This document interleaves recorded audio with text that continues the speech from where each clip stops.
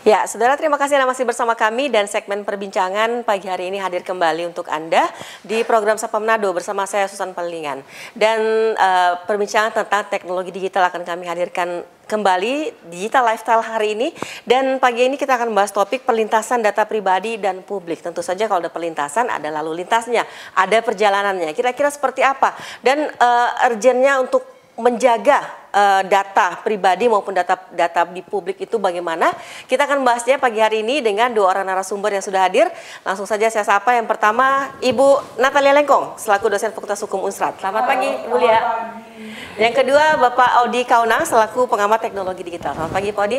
Terima kasih sudah di studio kami ya. Ya, seperti yang saya arahkan tadi pertama bahwa namanya ada perlintasan berarti ada perjalanan, ada arus lalu lintasnya di situ.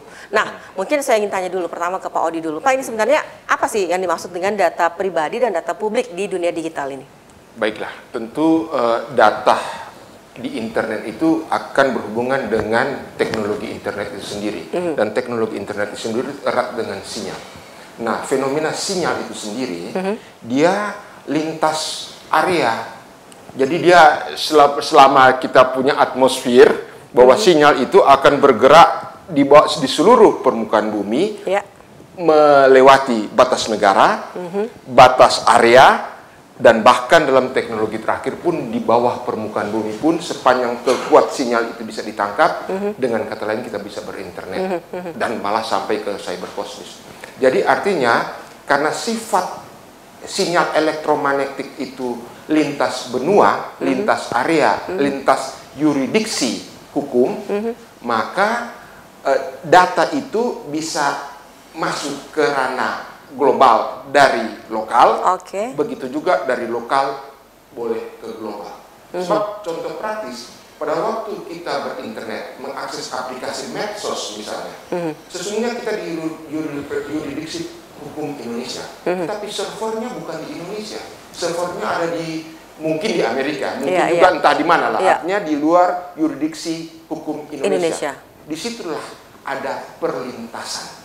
Yang dimaksud perlintasan itu menyangkut titik transfer data, baik lokal ke global maupun global ke lokal. Ini suatu keniscayaan bahwa data itu bisa beredar karena local area network di yuridiksi Indonesia, tetapi juga boleh local area network itu bisa membernya bisa ada di mana saja, sehingga perlintasan data pribadi dan publik itu suatu keniscayaan pada waktu kita masuk ke dunia digital.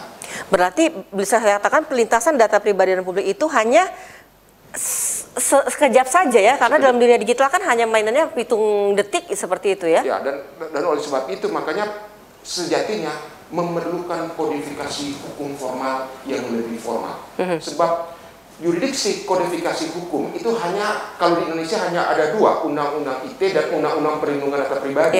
Dan itu relatif hanya bisa mengontrol di sisi konsumen, karena kita user.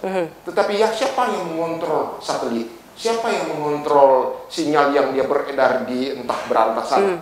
Dan jadi di satu sisi perlintasan data pribadi publik itu ada di yuridiksi Indonesia, tetapi kita juga memerlukan kodifikasi formal untuk membantu mendefinisikan apa itu hukum digital global, hukum digital internasional.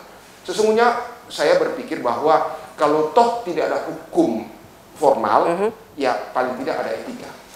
Jadi kalau saya beranalogi, kalau tidak ada burung bernyanyi di pagi hari, kitalah dengan etika lokal bisa bernyanyi gitu lah. Dan ini panggilan bersama, sebab suatu keniscayaan dunia modern sekarang, keseharian kita akrab dengan smartphone yang bisa lokal dan tidak bisa global. Ibu Lia, ini perlintasan lokal kita dengan global ini hanya sedikit saja ya. Bukan hanya sedikit, malah kita saling melintas kalau begitu ya. Nah, ini tadi kita berbicara secara hukum. Ya, hukum kita belum tentu bisa dipakai di sana, atau yang digunakan hukum di sana belum tentu cocok dengan kita. Nah, bagaimana Anda melihat ini? Ya, jadi memang seperti itu. Jadi hukum internasional tidak bisa serta-merta berlaku di kita misalnya. Tapi itu adalah kewajiban negara untuk melindungi, sama seperti Mener bilang tadi tentang yurisdiksi negara. Masih ingat nggak berapa bulan lalu yang CEO TikTok yang dibombardir pertanyaan oleh Senat Amerika, bahwa ternyata platform TikTok itu banyak digunakan oleh masyarakat Amerika tapi kemungkinan servernya dari Cina.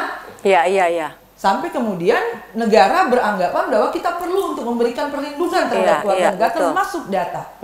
Termasuk data. Nah, ada sempat beberapa kasus yang mengenai pelanggaran data pribadi sekarang.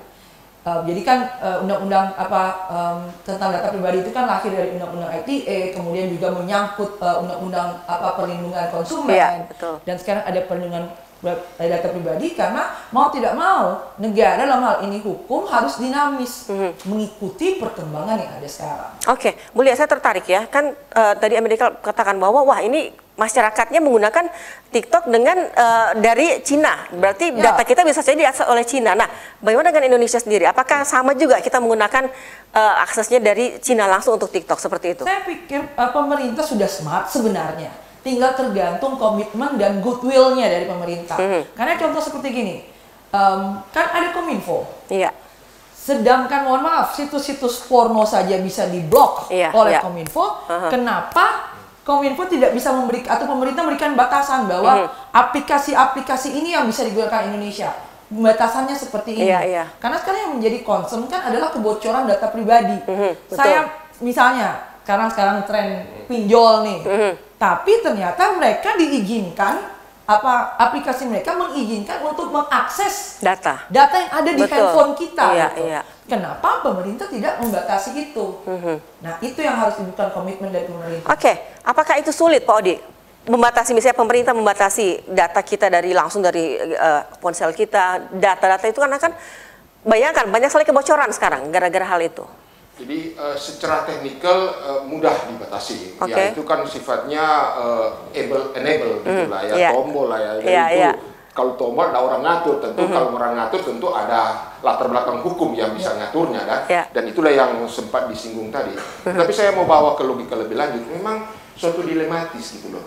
Kalau kita terlalu diatur, ini kan sama dengan dalam globalisasi dengan variasi kehidupan yang berwarna-warni itu, kenapa kita harus ada aturan-aturan? Nah, disitulah optimalisasi bagaimana kita mau melindungi warga negara, tetapi kita juga mengkondisikan supaya aneka bisnis yang untuk kehidupan sendiri itu harus berjalan, optimalisasi. Tapi ini enak di ngomong, enak di ngomong ini, optimalisasi.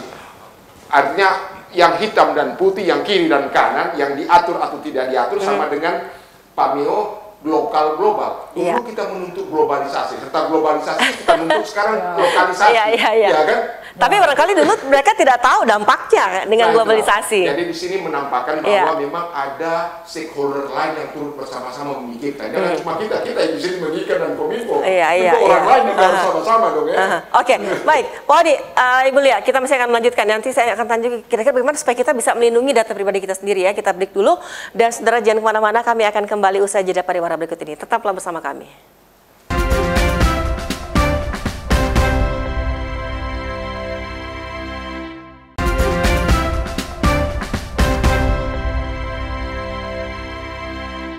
Ya, masih bersama kami di segmen perbincangan Sapa Manado, dan kami masih dengan topik pelintasan data pribadi dan publik di program Sapa Manado atau Dialog Sapa Manado, dan membahas tentang digital. Dan masih bersama dengan dua orang narasumber saya, Bapak Odi Kaunan dan Ibu Natalia Lengkong. Baik, tadi kita terputus ya, kira-kira bagaimana sih untuk melindungi diri kita. Tapi sebelum saya masuk ke bagaimana perlindungan diri data pribadi kita ini, saya tertarik tadi ya, kan orang dulu maunya kita globalisasi biar lebih luas apa. Tapi sekarang akhirnya, ngeri juga. Nah, Ibu Lia, bagaimana Anda melihat? Apakah lebih bagus bebas aja atau dibatasi? Masalah pembatasan, masalah kebebasan, sudah pasti itu bicara soal hak asasi manusia. Tapi hak asasi manusia itu tetap ada batasnya. Bukan berarti kita bebas dan kita bisa sebebas-bebasnya. Jadi tetap harus ada pembatasan. Bahkan semakin bebas, semakin banyak aturan yang membatasi kebebasan itu tersebut. Termasuk dalam komunikasi dan informasi. Seperti itu.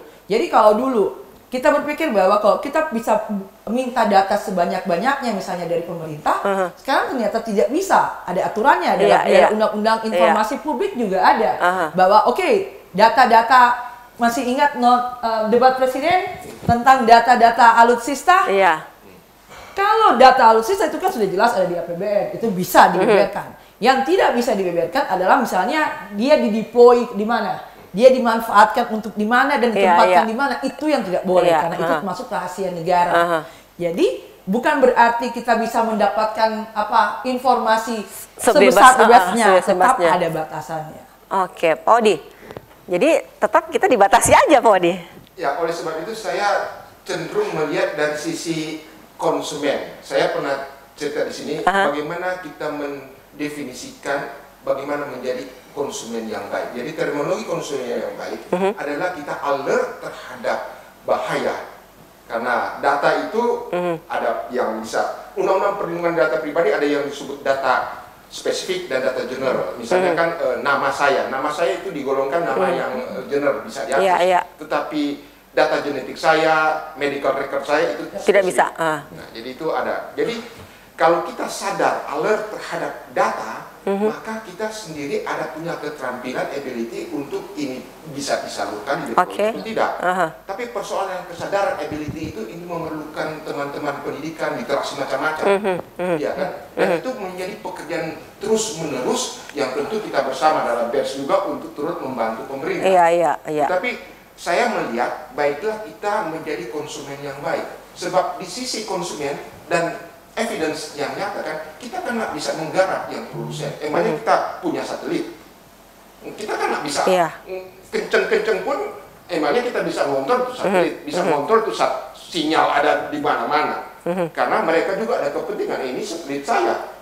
Bisa dibayangkan kan, apakah kita bisa akses servernya Meta, apakah kita bisa akses servernya Gmail? Nggak bisa kan.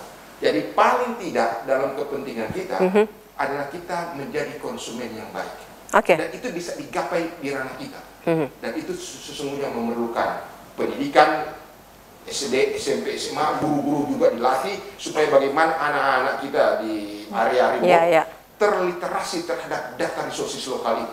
Jangan sampai mengobrol segala-galanya. Nanti resep tinutuan, resep lapor tak nanti dipatenkan Amerika kalau karena ada orang tidak sadar. Mereka sadar lebih sadar literasi dan sadar hukum misalnya tentang pendaftaran merek. Nah, mungkin itu yang kelemahan dari Indonesia sendiri ya. Belum dengan segera mendaftarkan hak cipta, ya kan?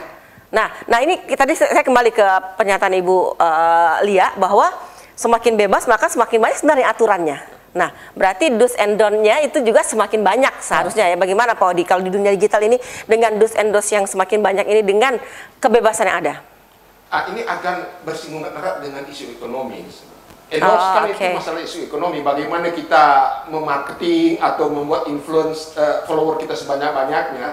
Dan itu akan berrelasi dengan komunitas digital yang kita pernah bicarakan di sini. Apakah komunitas digital itu didefinisikan versi Google atau versi Meta? Karena mereka yang paling banyak follower. Kan ada implikasi negatif kalau kita tidak mendefinisikan komunitas itu. Nanti kalau saya follower Google tidak bisa mengakses Meta, begitu sebaliknya. Dan logika lebih lanjut, jangan-jangan pembangunan SDM itu akan versi Meta, versi Google, versi IBM. Dan bagaimana konsep pendidikan secara global itu kalau terjebak kepada komunitas-komunitas karena kepentingan bisnis digital itu sendiri? Ini kan menyangkut perlintasan data pribadi dan publik yang ditarik lebih lanjut kan? Itu ada nyata sekarang di kita di keseharian. Ibu Lia, ini kalau kita melihat sekarang kan berarti itu juga kita cukup penting untuk menjaga data pribadi. Semakin bebas kita ini ya, berseliweran, di perlintasan digital ini. Kira-kira seberapa penting kita harus melindungi data kita, data pribadi? Itu data pribadi sangat penting karena bagaimana kita mau menjaga privacy, sesuatu yang tidak boleh diubar, menurut kita tidak bisa diubar secara umum, dan kemudian ada aplikasi-aplikasi yang memungkinkan untuk itu. Untuk mengakses untuk mengakses. Kalau mau misalnya mau melihat contoh negara mana yang benar-benar melindungi datanya dari perusahaan-perusahaan luar, Cina, Tiongkok. Mereka itu tidak ada Google di sana. Jangan harap mereka punya Google tidak ada. Di sana. Mereka ada kayak Google sendiri dia. WhatsApp, jangan harap mereka punya aplikasi sendiri yang tentu saja diprotek erat oleh pemerintahnya. Apakah itu sebabnya Indonesia jadi banyak hacker, jadi banyak pembajakan WhatsApp, pembajakan Facebook karena itu? Ya, antara lain karena itu. Karena masih lemahnya, termasuk lemah dari mungkin dari IT-nya, dan bisa jadi oleh hukum. Misalnya ada dua contoh antara KPU dan Bawaslu pernah berselisih mengenai data. Jadi Bawaslu pernah meminta data pemilih kepada KPU, tapi KPU bilang, saya punya hak untuk tidak memberikan data ini kepada Bawaslu. Konflik lah mereka. Baru ada kemudian konflik, masih tahu Denny Siregar yang berperkara dengan Telkomsel, yang dianggap oleh Denny sebagai penggugat minta ganti rugi terhadap Telkomsel yang dianggap dan mempunyai bukti membocorkan data pribadi. Seperti itu. Karena emang bagaimana kok orang bisa tahu nik saya, betul. Nik nomor KTP saya. Mungkin juga mereka bisa mengakses nama ibu kandung saya, selesai kredit card saya. Nah, sekarang banyak penelpon tiba-tiba langsung bilang ini dengan Ibu Susan ada pemegang kartu ini, kartu itu. Nah, itu bagaimana Pak Odi? Mereka bisa, ya itu apakah terlalu terbukanya, terlalu bebasnya sampai mereka akhirnya bisa mengakses semua? Suatu keniscayaan sinyal ini akan masuk ke bidang apapun, karena sinyal itu bisa ke bawah tanah sekalipun dan ke atas ke langit juga bisa. Jadi suatu keniscayaan. Yang perlu kita lihat adalah marilah kita bangun suatu navigasi baru. Sebab toh karena itu suatu keniscayaan sinyal dan kemajuan teknologi akan hadir, kita tidak perlu menolak, perlu kita menyikapi saja. Nah, sikap yang paling baik dari sisi kita akan menjadi konsumen. Tetapi di sisi regulator, ya kita bangun dong SOP. Jangan-jangan memang di wifi sekolah misalnya dibatasi lah, ya kan? Jadi atau kalau tidak di wifi umum juga itu bahaya. Iya, dibatasi lah. Itu sudah terjadi. Ada di suatu area tertentu, kok akses YouTube nggak bisa. Akses yang Gmail boleh. Jadi kan itu sifatnya enable, bisa di on off sesuai dengan kepentingan operator. Nah, jadi saya mengajak, marilah kita melihat kemajuan teknologi ini suatu keniscayaan, dan kita mengajak semua orang juga jangan masa bodoh dong.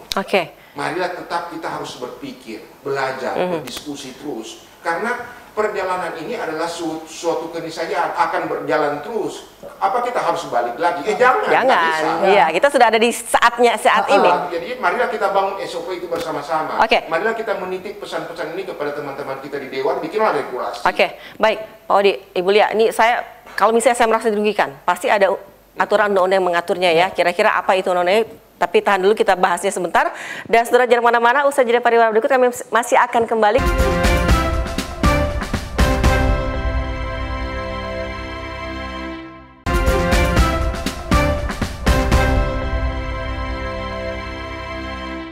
Terima kasih masih bersama kami di segmen perbincangan Sapa Manado, dan kami masih membahas topik perlintasan data pribadi dan publik. Dan semakin menarik, tidak terasa dari segmen terakhir ini Ibu Lia dan Pak Odi.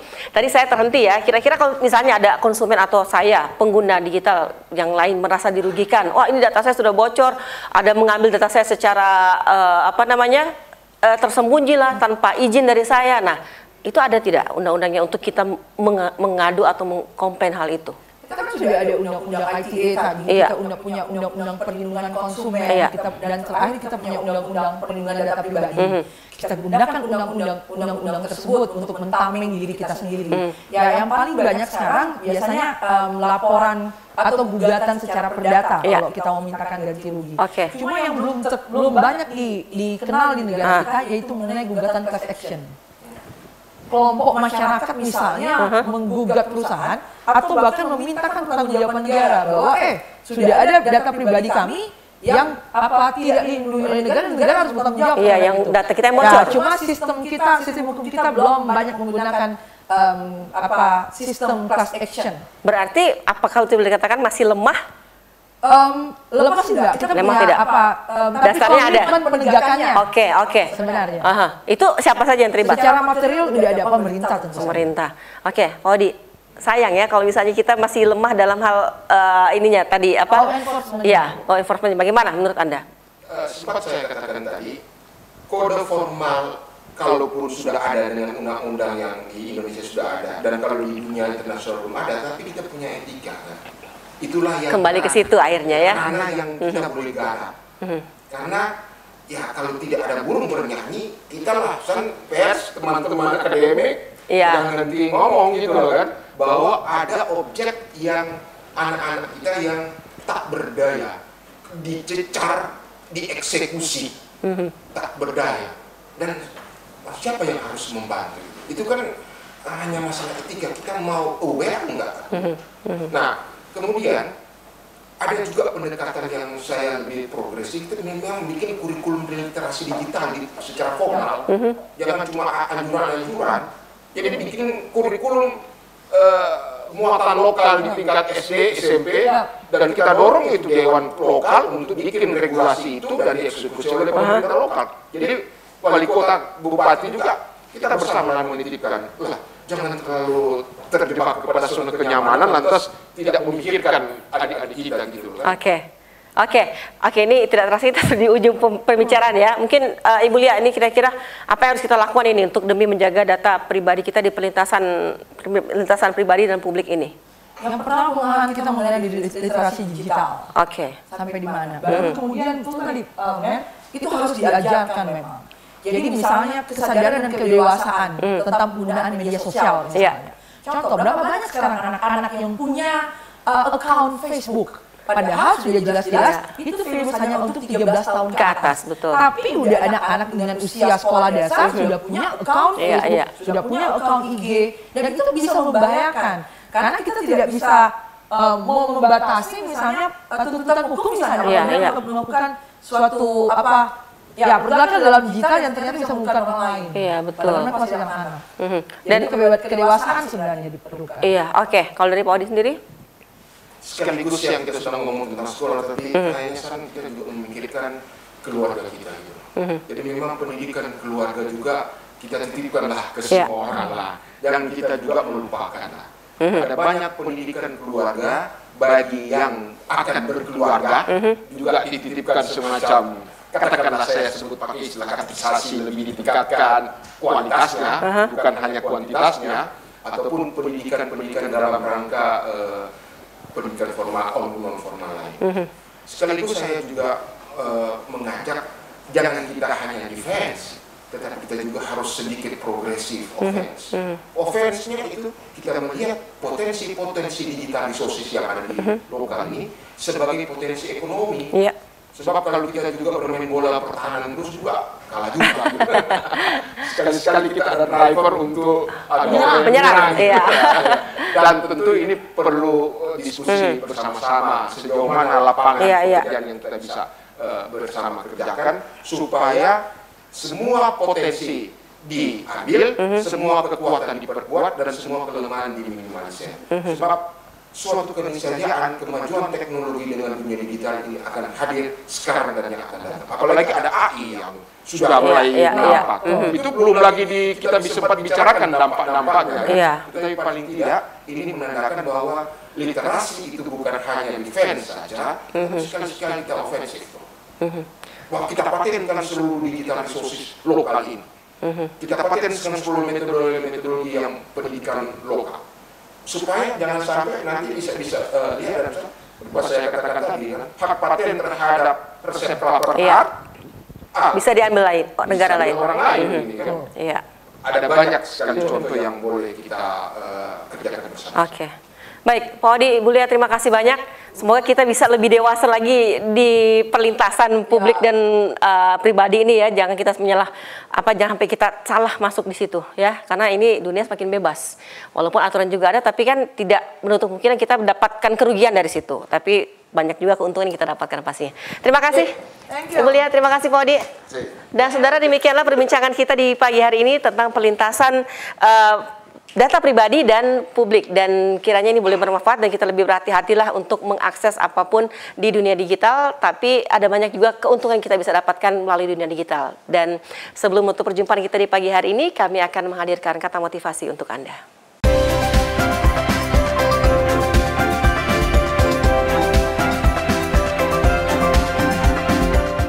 Ya, kami akhiri seluruh sajian Sapa Manado di pagi hari ini.